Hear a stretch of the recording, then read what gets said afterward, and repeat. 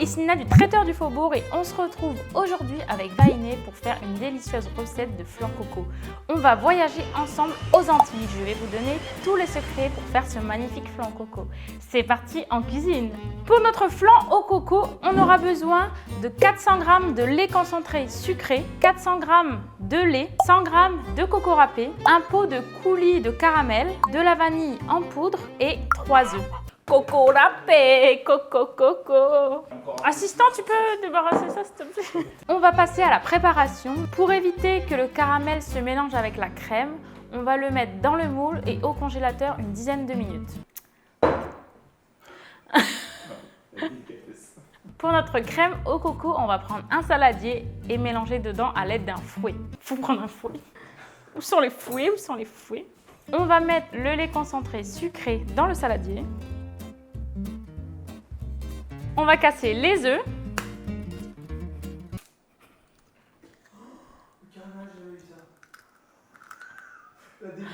Tape pas assez fort pourtant. Voilà. Remuez bien pour avoir une crème homogène. Il est nul ton fouet. On ajoute le lait. On va rajouter la vanille en poudre.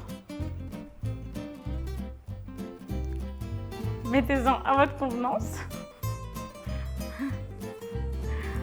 Plein de vanille. Et on va rajouter le coco râpé. Sinon, ce serait pas un flan antillais au coco, ce serait un flan normal.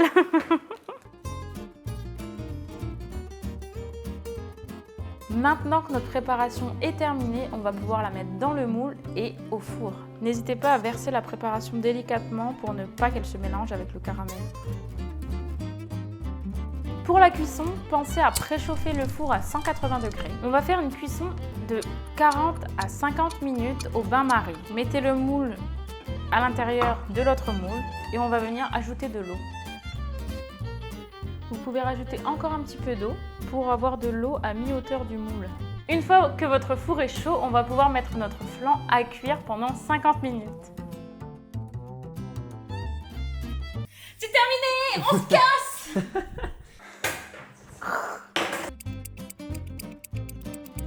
On va voir si notre flan est cuit. Pour ça, on va planter un couteau. Je n'arrive pas bien à l'attraper en fait. Pour ça, on va planter un couteau à l'intérieur et s'il ressort propre, c'est qu'il est cuit. C'est bon, il est cuit. On va pouvoir le mettre au réfrigérateur pour le faire refroidir. L'idéal, c'est de le laisser au moins 3 heures pour bien qu'il se fige et qu'il soit facile à démouler.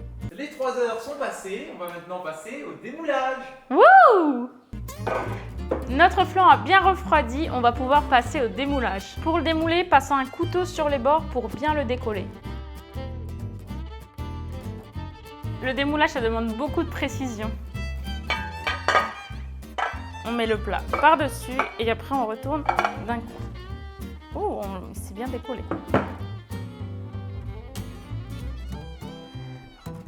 Ouh, magnifique! On va pas le casser, hein.